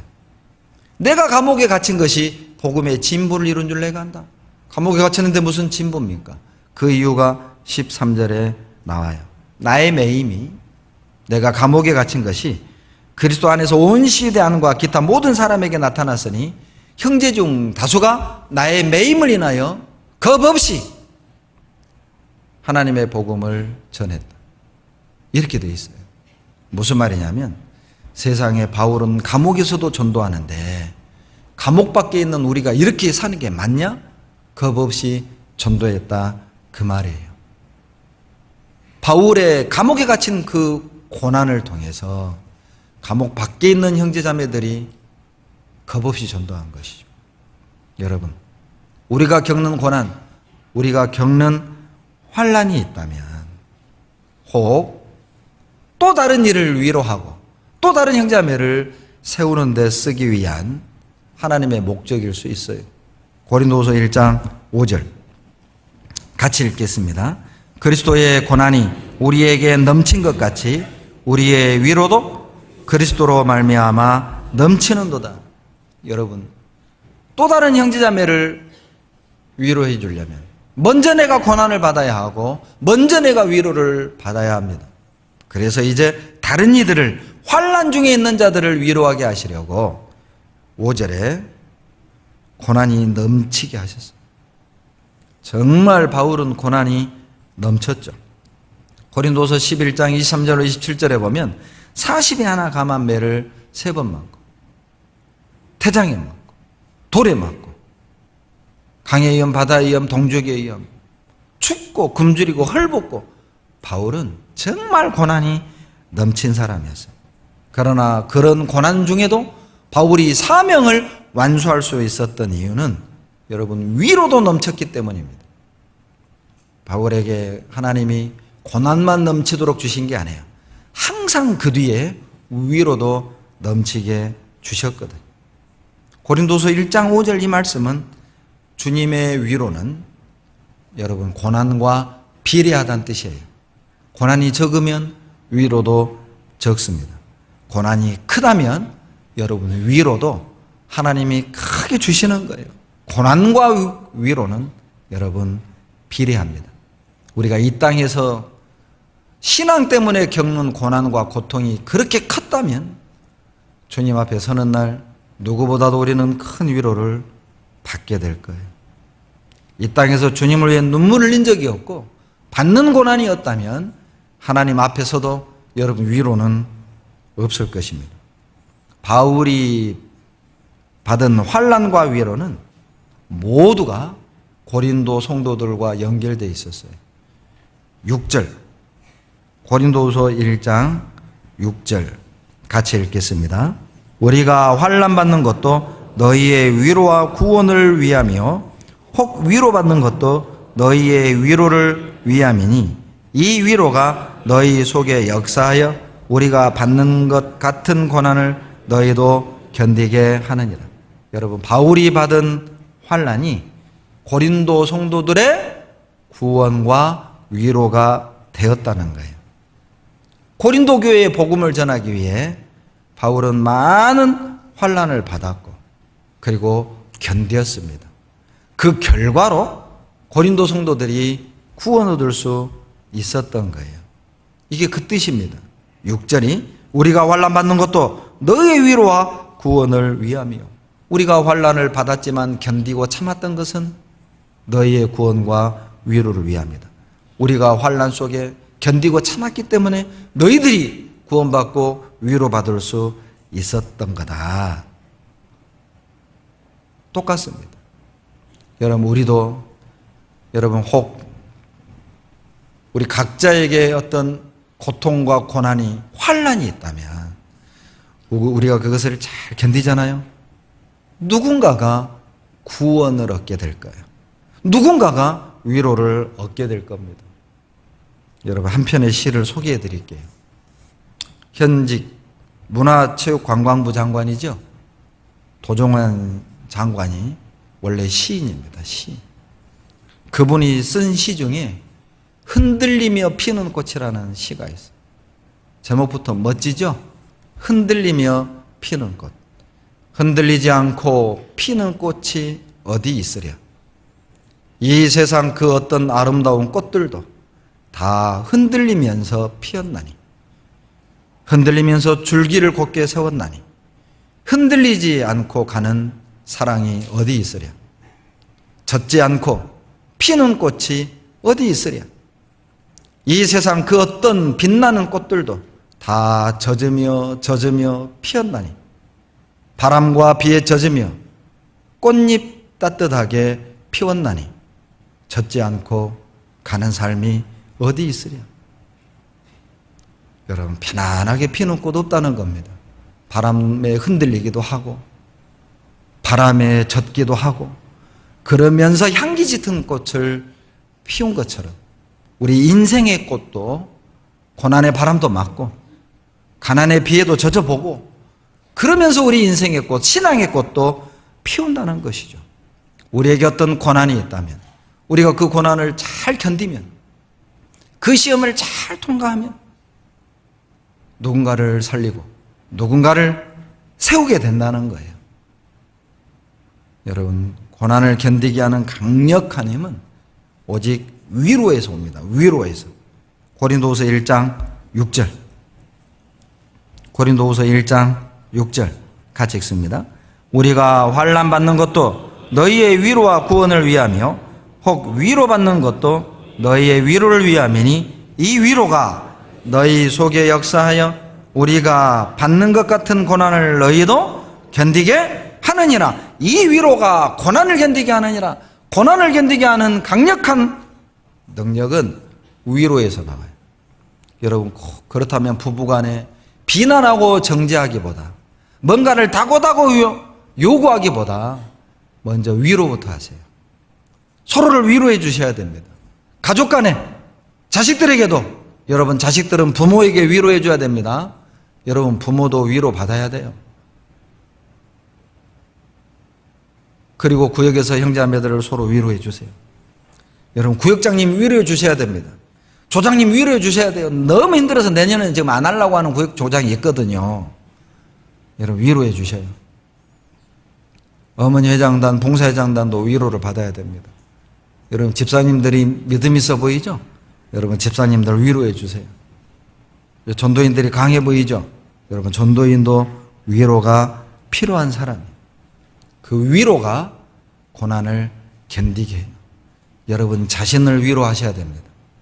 우리 스스로를 위로해 주셔야 돼요. 자기가 자기 자신을 위로할 줄 알아야 돼. 너는 왜 그렇게 못났냐? 나는 왜 늘 이 모양이냐? 그렇게만 생각하지 말고 자기 자신도 위로해 주셔야 돼요. 자, 자기 자신을 위로합시다. 이렇게 해봐요. 이렇게 막 느끼하게 이렇게 하지 말고. 자, 따라서 하세요. 따라서 하세요. 잘 버텨줘서 고마워요. 여기에 있어줘서 고마워요. 잘하고 있어요. 자기 자신에게 그렇게 위로해 주세요. 네, 잘하고 있어요. 이 정도면 잘하는 거죠. 네. 거울 보면서 오늘 집에 가가지고 막 느끼하게 막 이러지 말고, 네? 다 이렇게 하면서 잘 버텨줘서 고마워요. 늘 이 자리에 있어줘서 고마워요.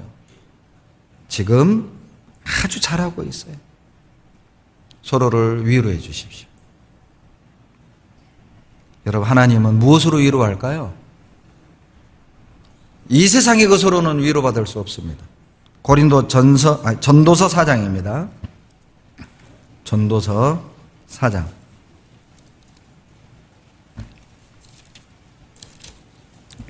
1절, 구약 949페이지. 전도서 4장 1절 같이 읽습니다. 내가 돌이켜 해 아래서 행하는 모든 학대를 보았도다. 오라, 학대받는 자가 눈물을 흘리되 저희에게 위로자가 없도다. 저희를 학대하는 자의 손에는 권세가 있으나 저희에게는 위로자가 없도다. 예, 권력을 가진 자들이 그 권력으로 횡포를 일삼고 사람들은 고통을 받는데 누구도 위로해 줄 사람이 없는 거예요. 그 상처를 싸매주고 어루만져 줄 사람이 없었습니다. 여러분, 이 세상에는 위로자가 없습니다. 정말 이 세상 사람들은 참 불쌍한 사람들이에요. 어디에서 위로를 받고 살까요? TV를 보고 깔깔거린다고 위로가 됩니까? 노래방 가서 목이 쉬도록 노래를 부른다고 위로가 됩니까? 친구들과 밤새도록 술잔을 기울인들 여러분 위로가 됩니까? 높은 산을 정복을 한들 여러분 위로가 됩니까? 이 세상에는 위로자가 없어요. 얼마 전에 의사를 상담했습니다.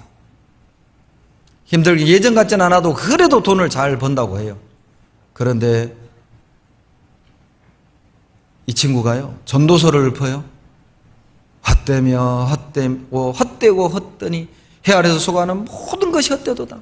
모든 강물이 바다로 흐르되 바다를 채우지 못하고 너는 보아도 족함이 없고 귀는 들어도 차지 아니하는도다. 의사가 전도서를 외우고 있더라니까요. 헛돼. 돈을 벌면 뭐하냐고. 헛돼.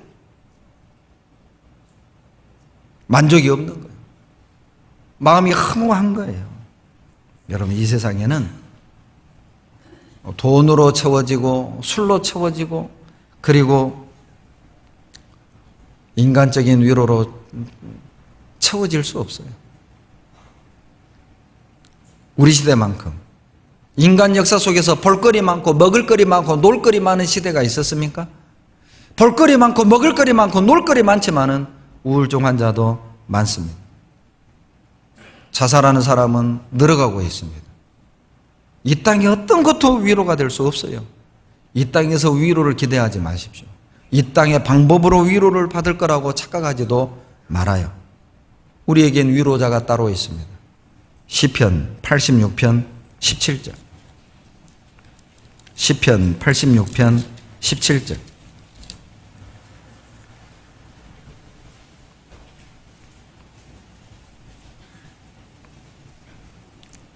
17절 다 같이 읽습니다. 은총의 표징을 내게 보이시옵소서. 그러면 나를 미워하는 저희가 보고 부끄러워하오리니 여호와여 주는 나를 돕고 위로하심이니이다. 여러분, 이 시를 누가 썼느냐? 86편 제목을 보면 다윗이 썼습니다. 늘 다윗은 쫓겨다녔잖아요. 사울 왕이 죽이겠다고 자객을 보내고 굴에서 자고 사막에서 자고 그런 생명의 위협을 느끼는 절대절명의 순간에서도 다윗은 버틸 수 있었어요. 왜요? 하나님이 위로해 주셨거든. 우리를 위로해 주실 분은 하나님밖에 없습니다. 시편 119편 50절입니다. 찾겠습니다. 시편 119편 50절.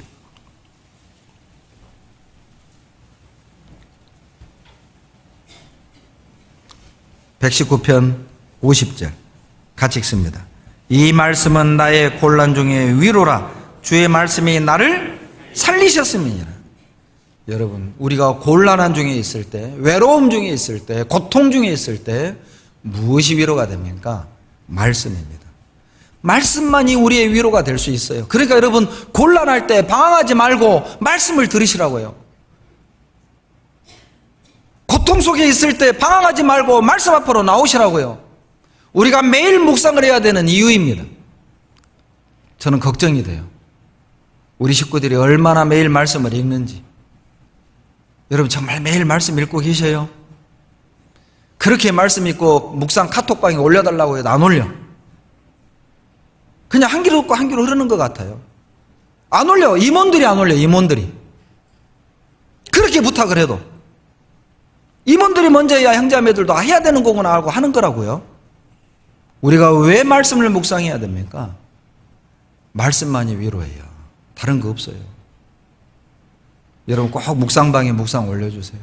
어머니의 묵상방, 청년의 묵상방, 봉사의 묵상방. 오늘부터 또 제가 눈여겨보겠습니다. 왜? 말씀만이 우리의 위로라고요. 다른 것이 위로가 안 돼요. 운동으로 막 풀려고 하지 말고 말씀으로 풀라고, 술로 풀려고 하지 말고 말씀으로 풀라고요. 운동으로, 등산으로 풀라고, 낚시로 풀라고 하지 말고, 바둑으로 풀라고 하지 말고 말씀으로 풀어봐요. 말씀이 위로입니다. 여러분, 재산을 한꺼번에 잃고 자식을 한꺼번에 잃은 사람에게 무엇이 위로가 되겠어요? 여러분, 그 사람은 욥을 만나십시오. 욥은 10자식 잃었죠? 동방에서 제일 큰 부자였는데 하루아침에 재산 다 잃었잖아요. 여러분, 우리가 재산을 잃으면 얼마나 잃겠어요? 여러분, 재산 얼마나 있으세요? 동방에서 제일 부자는 치고 화순에서도 제일 부자가 없어요. 화순에서는 치고 칠충로에서도 제일 부자가 없어요. 삼천리에서도 제일 부자는 아니야. 그러죠? 그런데도 우리는 없는 것 때문에 괴로워하고 없는 것 때문에 신앙생활을 제대로 못해. 욥을 만나세요. 욥이 위로를 줄 겁니다. 여러분, 가족에게 상처를 받았습니까? 요셉을 만나십시오. 요셉은 가족에게 팔려갔잖아요. 요셉을 통해 위로를 받을 겁니다. 여러분, 학교에서, 직장에서 왕따를 당했습니까? 노아를 만나세요. 노아는 지구적인 왕따였잖아요. 여러분은 학교에서 왕따 당하고 반에서 왕따 당하고 집에서 왕따 당하지만 노아는 세상 사람들에게 미쳤다는 소리를 들었어요. 그러나 그는 흔들리지 않았습니다. 억울한 일을 당했습니까? 다윗을 만나십시오. 우리가 다윗만큼 억울한 적 없잖아요. 다윗을 통해 위로가 될 것입니다. 그래서 성경에 욥을 기록했고 요셉을 기록했고 다윗을 기록했고 노아를 기록했고 아브라함을 기록했고, 왜요? 그들을 통해 위로받으라고. 너 다윗만큼 억울하냐? 욥만큼 많은 재산 잃어봤냐? 요셉만큼 상처 받아봤냐? 우리는 어리석어서 우리보다, 나보다 더 가난한 사람 만날 때 위로가 되죠? 나보다 더 큰 고난 만난 사람 만나야 위로되죠? 그러죠? 다리 하나 부러져가지고 막 우울해요. 내가 그때 조심했어야 어쩌다 내가 다리 부러져가지고. 뭔 창피요. 그렇게 막 고통 중에 있는 사람에게 다리 2개 부러진 사람 만나봐요. 하나님 감사합니다. 2개가 아니라 하나밖에 아니어서. 우리는 그렇게 어리석어요. 예. 그래서 말씀이 곤란 중에 위로가 되는 거예요. 성경에 보면은요, 성경의 위인들만큼 고난당한 사람은 없어요. 그러니까 입이 다물어지는 거예요. 묵상하십시오. 그래서 주일 말씀을 빼먹으면 안 됩니다. 여러분, 주일 말씀, 수요 말씀 빼먹고 다른 데 가봐야 위로 못 받습니다. 수요 말씀 빼먹고 여러분 계모임 가봐요. 위로 못 받아요. 수요 말씀 빼먹고 직장 회식 가보라고 위로가 안 된다니까요. 아세요? 주일 말씀 빼먹고 동아리 활동, 클럽 활동 해봐요. 위로가 안 된다고. 말씀 있을 때 말씀을 들으십시오. 고린도후서 7장 6절로 7절입니다. 고린도후서 7장 6절로 7절.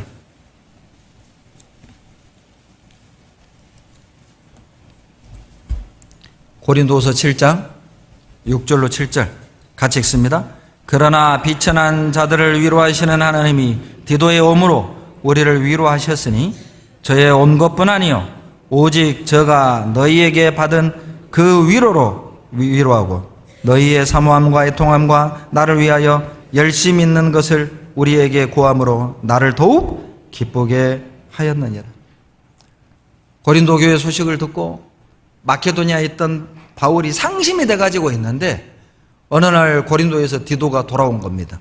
그리고 디도가 소식을 전해주는데 너무 위로가 된 거예요. 고린도 성도들이요, 디도를 막 따뜻하게 대접해주고 따뜻하게 배웅해줬다는 소식을 듣고, 아, 고린도 형제들이 이제 마음이 좀 바뀌었구나.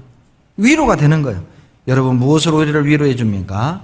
형제 자매들의 교제와 간증을 통해 위로해 주셔요. 디도의 간증을 듣고 위로받았잖아요. 바울도 디도와 교제함으로 바울도 위로를 받았잖아요. 여러분, 우리도 형제자매들과의 교제를 통해서 간증을 듣고 위로가 되는 거예요. 여러분, 모임 빠지면서 세상에서 위로받으려 하지 마세요. 여러분, 주일날, 제가 지난 주일날 말씀 끝나고 3층 로비에서 주차장을 내려다보는데요, 너무도 많은 형제자매들이 점심도 안 먹고 다 집에 가. 제가 깜짝 놀랐어요. 그렇게 많은 분들이 그냥 집에 가는 줄 몰랐어요.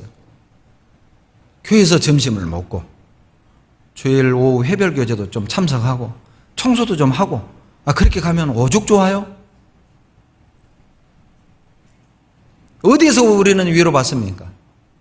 에어컨 바람 맞고, 예? 집에서 편안한 복정으로 리모컨 여기저기 돌리면 위로가 돼요? 그러면 여러분 막 스트레스 풀려요? 그러면 막 부부 문제가 해결되고 자식 문제도 해결되고 그러던가요?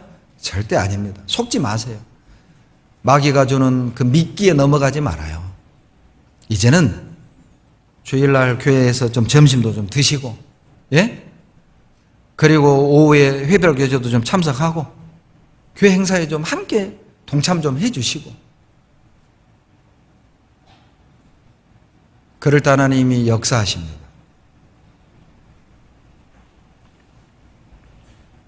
빌레몬 1장 7절입니다. 빌레몬 1장 7절. 신약 351페이지입니다. 빌레몬 1장 7절 같이 읽습니다. 형제여, 성도들의 마음이 너로 말미암아 평안함을 얻었으며 내가 너의 사랑으로 많은 기쁨과 위로를 얻었노라. 이 빌레몬 형제가요, 신앙이 꾸준히 성장한다는 소식을 듣고 바울이 위로를 얻은 거예요. 에바브라를 통해 빌레몬의 사랑과 선행을 전해 듣고 이 바울의 마음이요, 위로를 얻은 거예요. 여러분, 형제자매들의 신앙이요, 세워져 가고 주일날 밥 안 먹고 가던 형제가 주일날 밥 먹고 가는 거 보잖아요. 엄청 위로가 돼요. 전도하는 저희들에게는. 주일날 회별교제 안 나오던 형제들이요, 주일날 회별교제 나오잖아요. 엄청 위로가 돼요. 구역모임 안 나오던 형제들이 구역모임에 나오잖아요. 엄청 위로가 돼요. 여러분, 위로자가 되십시오. 여러분, 전도인들의 위로자가 되어주세요.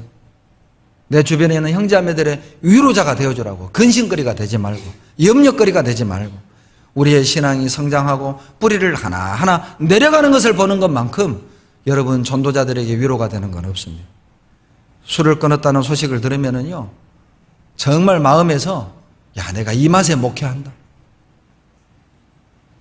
서로 구원받은 형제가 친구를 전도해서 구원받는 모습을 보면은요, 위로가 되는 거예요. 야, 내가 이 맛에 전도한다.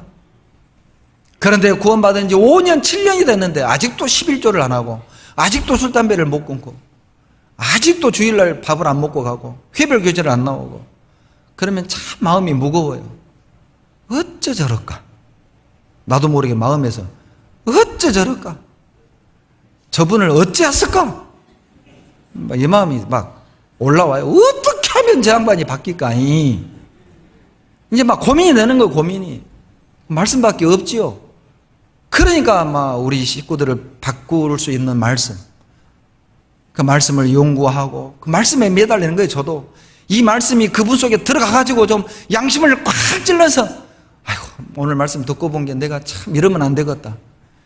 내가 앞으로 주일날 밥 안 먹고 가면 사람이 아니야 내가 막 이렇게 바뀌고, 내가 막 주일 회별 교제를 참석 안 하면 내가 성을 갈아본다. 김씨에서 배씨로 막 이렇게 이런 능력 변화가 나타나기를 기대하고 말씀을 할 뿐입니다. 내가 다른 거 뭐 없어요.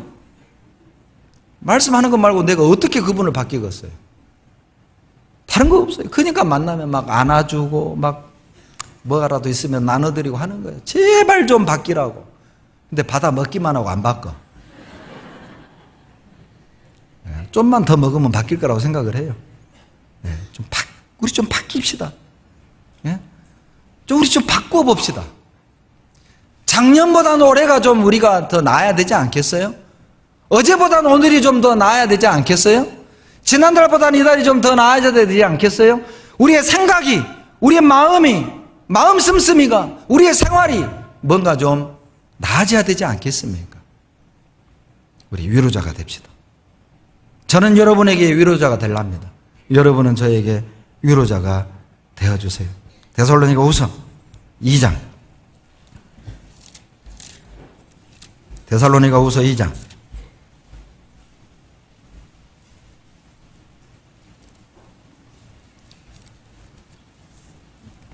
16절로 17절.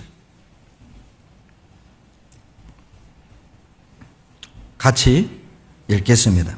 우리 주 예수 그리스도와 우리를 사랑하시고 영원한 위로와 좋은 소망을 은혜로 주신 하나님 우리 아버지께서 너희 마음을 위로하시고 모든 선한 일과 말을 굳게 하시기를 원하노라. 영원한 위로라고 그랬잖아요. 여러분, 세상에서 받는 위로는 그때뿐이다 그 말이에요.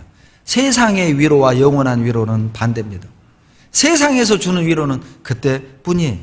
여러분, 올림픽 나가서 금메달 따가지고 기뻐하는 것 뭐예요? 시상대에서 목에다 딱 금메달 걸 때 그때뿐이요. 그때뿐이라고. 축구에서 행복할 때는요, 골잉 넣었을 때 그때뿐이라고. 그때뿐이요. 여러분, 부인하고 만나서 막 행복할 때 언제예요? 결혼식 올릴 때 그때뿐이라고 하면 문제가 되겠죠? 네, 문제가 되겠죠. 알아서 해석하세요. 네. 세상에서 주는 위로는 그때뿐이에요. 통장에 월급 들어왔을 때 그거 찍힌 거 보고 그때뿐이잖아요. 금방 또 다 빠져나가. 그러죠? 신한카드로 얼마, 국민카드로 얼마 없어요. 나가고 나면 없어. 그러니까 그때뿐이라고. 그러나 말씀에서 얻는 위로, 형제자매들의 간증에서 얻는 위로, 교제에서 얻는 위로, 하나님이 주시는 위로는 여러분 영원한 위로, 주님이 주시는 위로는 진정한 위로입니다. 여러분, 다른 데서 위로받지 말아요. 다른 거 찾지 말라고. 아셨죠?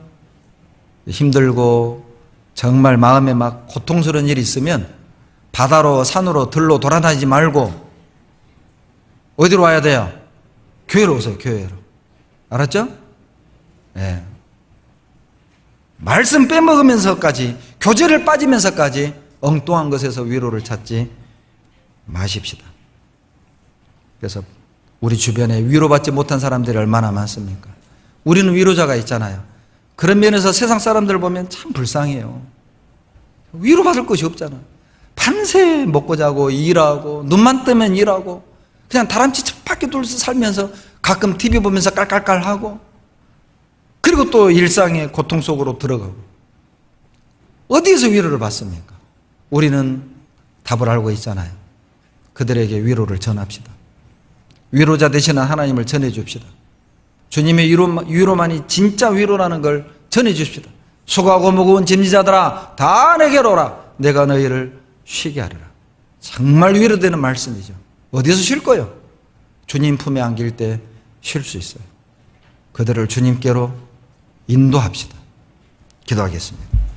자비로우신 우리 아버지 하나님, 감사와 찬양과 영광을 우리 아버지 하나님께 돌립니다. 우리가 가난할 때 위로자 되시고, 상처받을 때 위로자가 되어주시고, 낙심에 있을 때 위로자가 되어주시고, 이길 힘을 주시니 감사드립니다. 세상 헛된 것으로 위로받으려 방황하지 않게 도와주시고, 가난할 때, 억울할 때, 속상할 때, 침륜에 빠질 때 더 주님을 가까이 하고 말씀 깊숙이 들어오고 교제 깊숙이 들어와서 위로를 받고 힘을 얻어 또 고난 중에 있는 형제자매들을 위로하는 저희들이 되도록 도와주시옵소서. 위로자가 없이 고통 중에 사는 불쌍한 세상 사람들에게 우리 예수님께로 인도하고 그들에게도 위로 얻는 삶을 살 수 있도록 하나님 우리를 귀하게 들어 사용해 주시옵소서. 우리를 사랑하시는 예수님 이름으로 감사하며 기도드렸습니다. 아멘. 찬송 전에 대집회 홍보 영상을 먼저 보시겠습니다.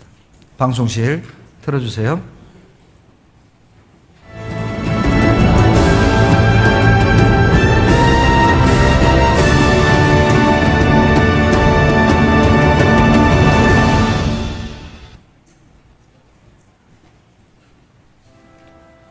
아, 뭔데? 무슨 일인데? 너 걸을 순 있겠어? 시끄럽고 엎혀. 뭐? 기어서 들어가기 싫음 앞이라고. 너도 많이 놀랬지? 조금만 더 버티자. 얼마 전에 화재 사고로 아파트에 불이 났을 때 밤중에 불이 나서 집집마다 문을 두드리면서 빨리 도망가라고 외치고 다니던 사람이 자기는 불에 타 죽었어요. 전도한다는 게 구원받아 예수 믿어 안 믿으면 큰일 나 그리고 내버려 둬요. 야, 내 전도했잖아. 그 정도 말고 울면서 더 간절하게 했다면 내가 믿었을 텐데.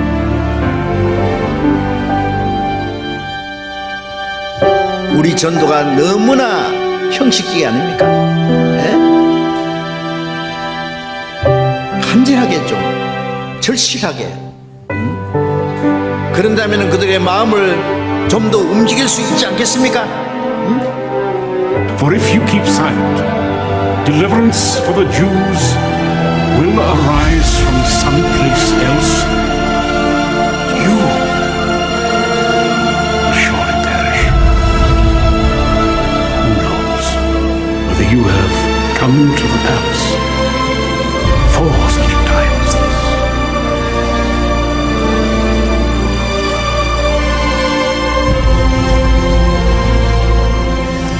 그리스도인이 이 땅에 삶의 목적이 뭡니까?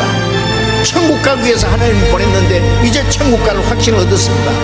그럼 뭐 때문에 삽니까? 이 복음을 전하기 위해서 삽니다. And if I perish, I perish.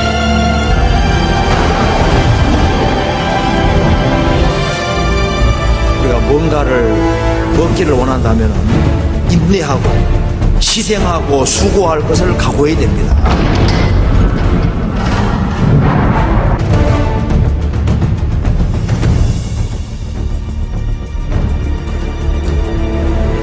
고생하고 뭔가 희생하고 수고하는 것이 없이 무엇을 신령한 것을 얻을 거라고 생각하면 안 되잖아요. 우리가 무엇인가를 정말 얻기 원한다면 거기에는 마음이 들어가야 되고 희생과 수고가 들어가야 됩니다.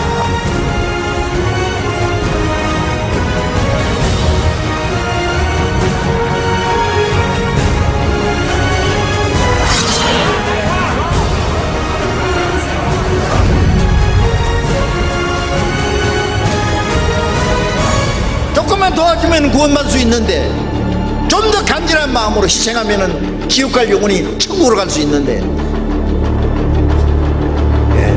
이 놀라운 사명을, 주님이 맡기신 이 주님의 명령을 우리는 저버리면 안 됩니다.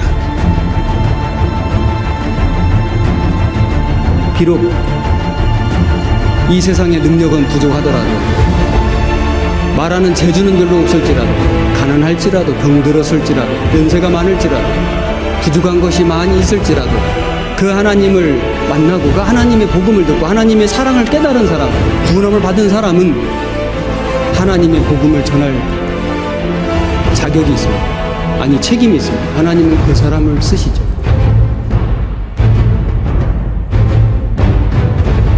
이제 내일부터 시작되는 이번 전도 집회에 우리가 총동원해서 기도하고 합심하고 협력하고 어떻게든지 사람들을 모시고 오세요. 항상 우리는 이것이 마지막이라고 생각하면 틀림없을 겁니다. 열심히 전도합시다.